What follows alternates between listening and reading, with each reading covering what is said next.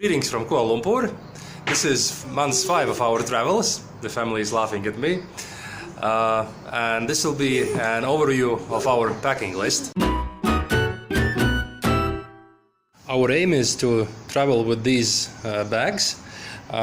We actually planned when we set out to travel just with 2 bags, but the problem is that if you are traveling with a laptop, then you need to put it somewhere, and so you need a separate bag, and then it's also good that you can put more fragile items in it. Speaking about bag choice, you definitely want to have a bag that fits in as cabin luggage if you can pack it lightly enough, which means that the vertical dimension cannot be more than 54-56 centimeters. This green Osprey one is slightly larger. We haven't really tried to take it in a plane, and we don't think we would succeed. However, this La Fuma bag easily can be collapsed, strapped, and can be taken on board in a plane, also saving valuable dollars or euros. We now have quite many day packs. There are several reasons for it. So we have 3. One is that each of us can carry their own, the adults. Then also it's convenient if you don't want to pay for plane luggage. Then you can split up the contents of one of your backpacks among the day packs, because if you are traveling with kids, they are still entitled to their own cabin luggage allowance. So this is how you can save some money while traveling. This bag currently is a bit full. It's because we have relatives coming over to Indonesia, where we will be going next, and we hope to unload it all into their luggage so that they take it back home.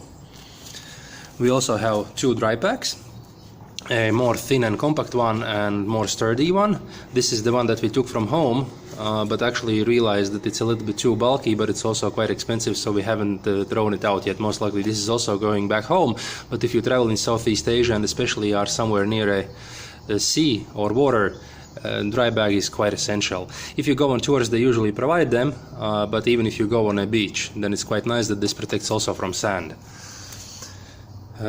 Carrying documents and money. We set out with this neck purse, I guess, but actually don't use it that often because it's not somehow convenient. Currently we keep our vaccination cards in there, but usually this simply goes in our one of our larger backpacks. However, what we use very often for carrying around passports and money are these belly pouches. Each of them easily fits 2 passports, so it's your own and one of the kids, and then money. It's waterproof and it's sort of semi-concealed, and it's also good that when you put it on, it's close to your body, so if you fall asleep on a plane or a train or a bus, we don't have to worry that much about safety of especially our passports, one of the most important things during travels.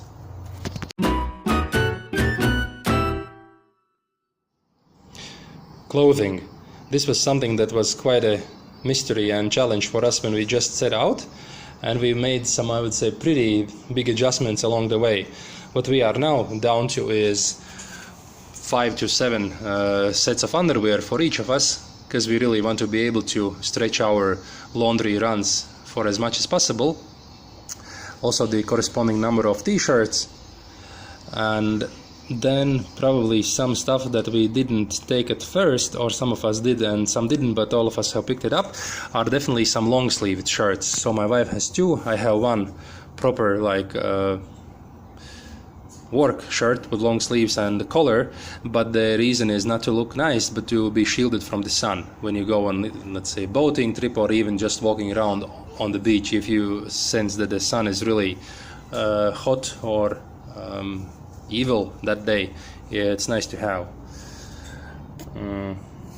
Also, yes, kids have their longer pants. Both of us recently got some of these quick dry pants that can be made to shorts with the help of a zipper. We thought that it's a traveling gimmick when we set out, but actually it's very nice because nothing really dries in humid climates like in Thailand but these pants do, so you can really put them up in your hotel room, or even if they are really wet, once you put them on, these are the ones that dry on your body quite well, and it's nice to be versatile. So I myself have only one pair of shorts and these pants, so I can change if one of them has to be washed. Then I both have long and short pants at the same time, and these are also very good when you want to visit temples.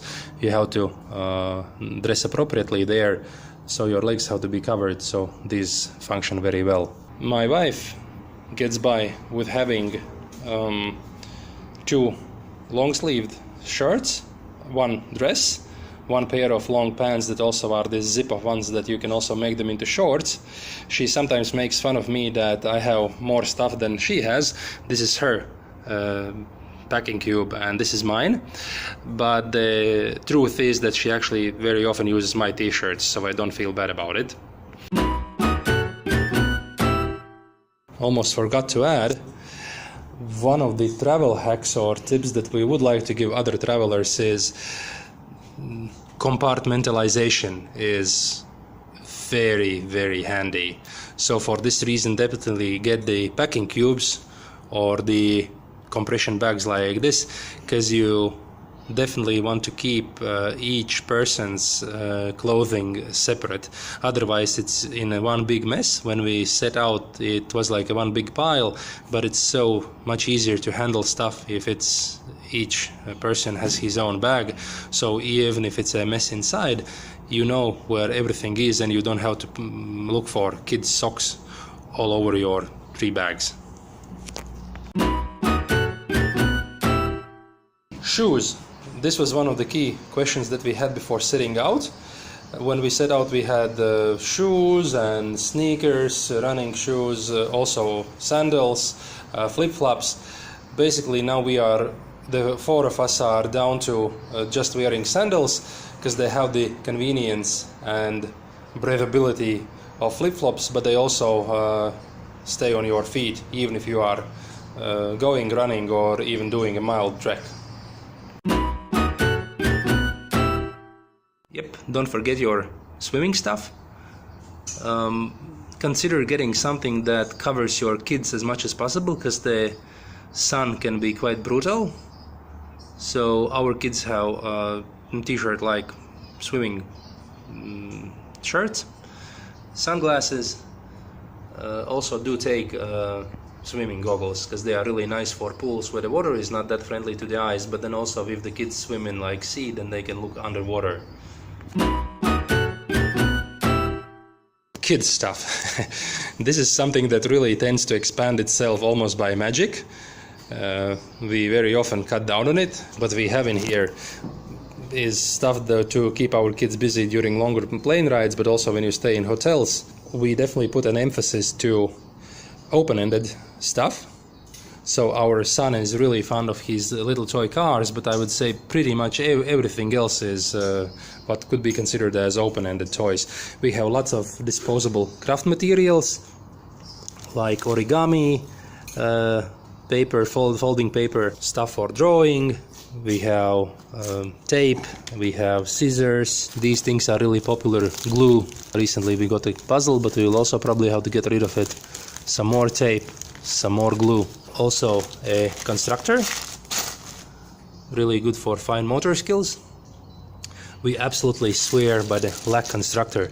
It's sort of like Lego, but not exactly. But the most positive thing about it is that it's so compact.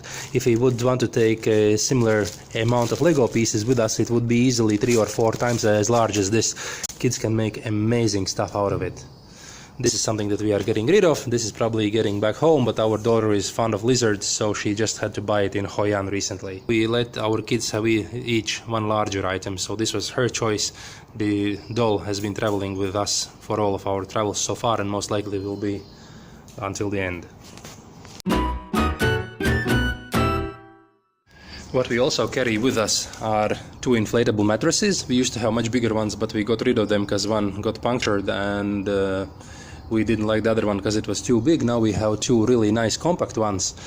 that also are very easy to blow up.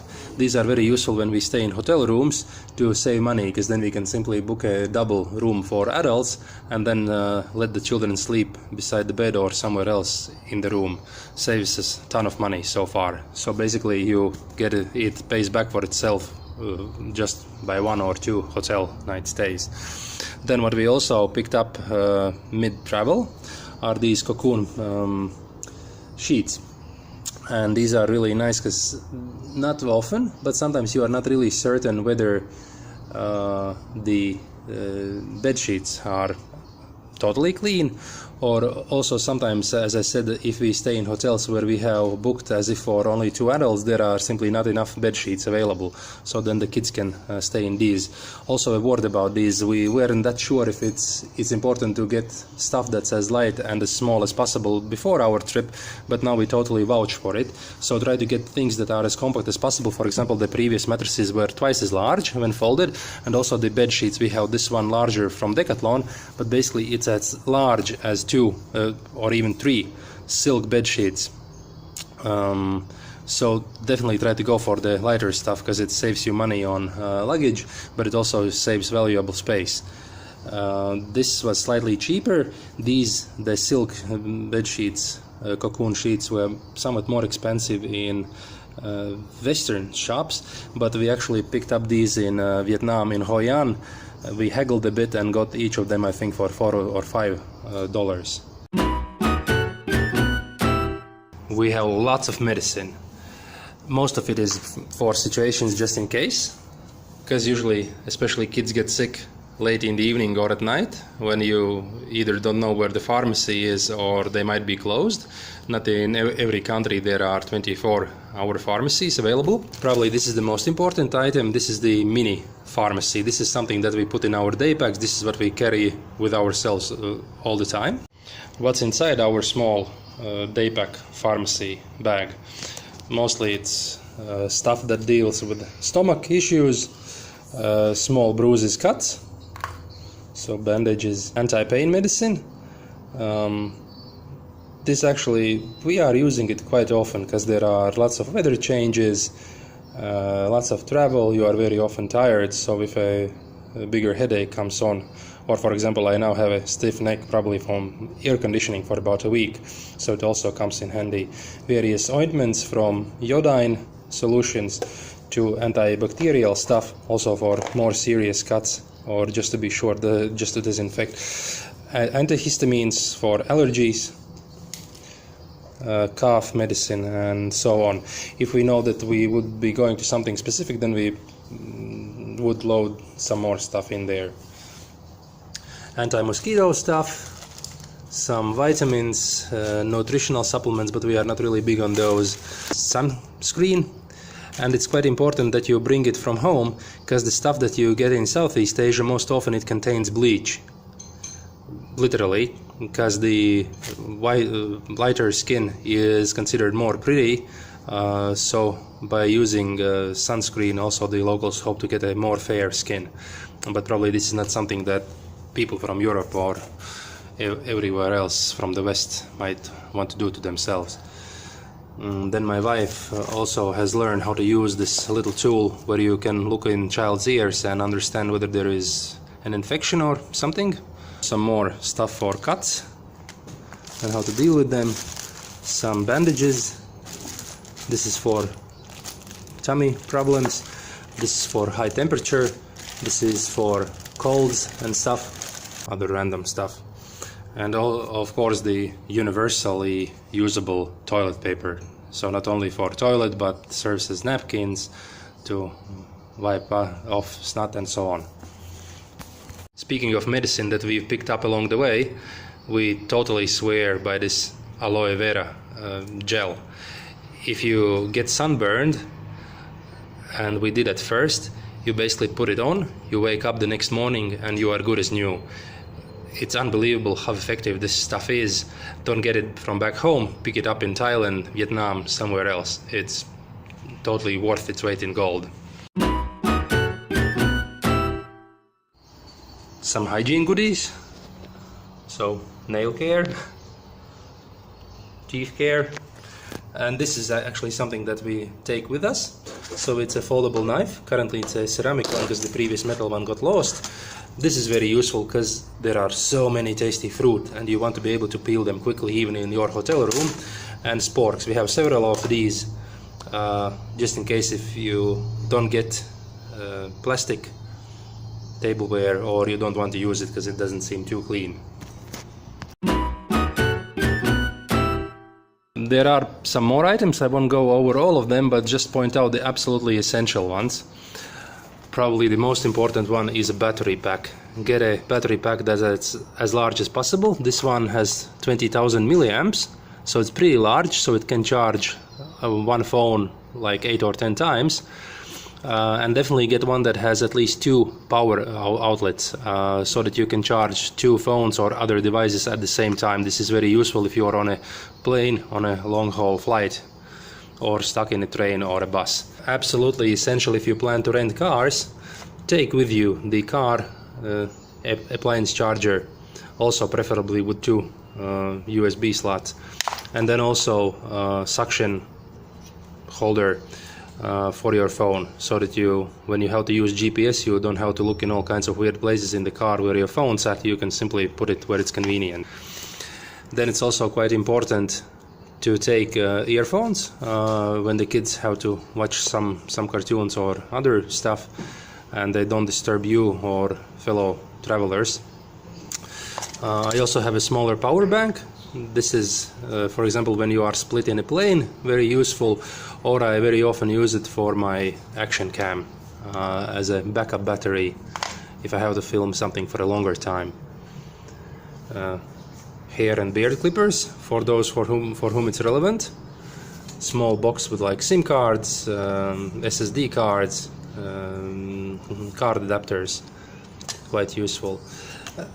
If you happen to listen to music, we do, then a USB speaker is quite useful. Also, don't forget to take a device charger. Also get at least several slots for it so that you can use one wall plug but charge several devices. Very convenient. And also do get one that's sufficiently powerful so that it gives out at least 2.1 milliamps, I guess. Yeah, so that you can charge devices with larger batteries that are now much more common. Also do take with you this little guy. What this is you can plug it in your phone and plug in 2 earphones. Yep, these are scooter helmets. We definitely carry with us 2 helmets for the kids because these are very often hard to get by from scooter rentals because they simply don't tend to have kids helmets. We lost one of them, but we will stock up on it also as we are going on Bali, as we are often going 4 on 1 scooter. As space allows, we are carrying it with us. Not a mandatory thing, but nice to have. By the way, we are a family of 4. We are 2 adults, 2 kids, so this should be useful to similar families. If you have more kids or some more adults traveling with you, then I guess just multiply what we have for the extra person. The bags are packed now. As you see here, we have the 2 backpacks and the 1 laptop bag. We also have this 1 smaller bag. As I said, we knew that we can pick up some stuff because it will be transported home with our relatives in a month's time. What we will do is we actually are today checking in only 1 backpack, the bigger one. What we will do is, of course, these ones are too heavy to be taken as cabin luggage, but as I said, as we have 2 kids, we have those 2 smaller day packs, so we can distribute the stuff from the heavier bags to those backpacks, and of course the adults would still carry them, but this way it helps us to save some more. Okay, I hope you enjoy watching this, that it will be useful in your travels. Peace out until the next video.